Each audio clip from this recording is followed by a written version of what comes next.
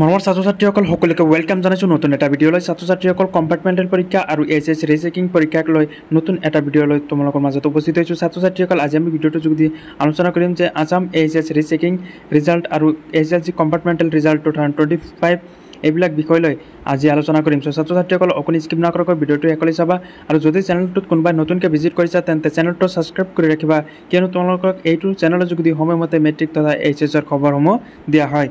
ছাত্ৰ-ছাত্ৰীসকল the Assam HSLC compartmental result for 2025 are expected to be release in July. ছাত্ৰ-ছাত্ৰীসকল এইবিলাক date এনেই ঘোষণা কৰে, গুগলত এনেই দিয়ে, তোমালোকে এইবিলাক লৈ মতলব দেখাব নালাগে। জুন মাহৰ শেষৰ পিনে বা জুলাই মাহৰ ফাৰ্ষ্ট উইকতে তোমালোকৰ ৰিজাল্ট দি দিব বা কালি পৰহিও তোমালোকৰ ৰিজাল্টৰ ডেট ঘোষণা কৰি দিব পাৰে শিক্ষা বোৰ্ডৰ ফালৰ পৰা। আৰু ছাত্ৰ-ছাত্ৰীসকল নেক্সট কথাটো হ'ল আছাম এইচএছ ৰিচেকিং ৰিজাল্ট যিটো আছে সেই অকল ছাত্ৰ-ছাত্ৰীয়ে মানে যেতিয়া এপ্লাই কৰিছিলে তেতিয়া উল্লেখ কৰিছিলে যে উইদিন 30 ডেজ তোমালোকৰ ৰিজাল্ট পাই যাবা, কিন্তু ছাত্ৰ-ছাত্ৰীসকলে এতিয়ালৈকে তোমালোকৰ ৰিজাল্ট দিয়া নাই, কাৰণ তোমালোকৰ ৰিজাল্ট এতিয়ালৈকে ঘোষণা হোৱা নাই, কিয়নো বহুসংখ্যক ছাত্ৰ-ছাত্ৰী এইচএছ ৰিচেকিং এপ্লাই কৰিছে।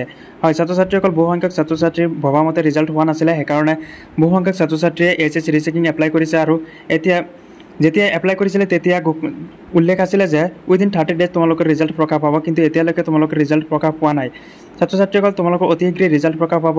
হয়, যিসকল ছাত্ৰ-ছাত্ৰীয়ে 3rd ডিভিজন পাইছিলে বা 2nd ডিভিজন পাইছিলে সেইসকল ছাত্ৰ-ছাত্ৰীৰ মাৰ্কছ বাঢ়ি কিনে ইনক্ৰিজ হৈ কিনে 1st ডিভিজন হৈ যাব পাৰে। ছাত্ৰ-ছাত্ৰীসকল ইতিমধ্যে বহি চেকিং হৈ আছে, তোমালোকৰ ৰিজাল্ট অতি শীঘ্ৰেই ঘোষণা কৰিব। গুগলত এনে টেণ্টেটিভ হিচাপে দেখাই আছে, তোমালোকৰ ৰিজাল্ট অতি শীঘ্ৰেই পাবা।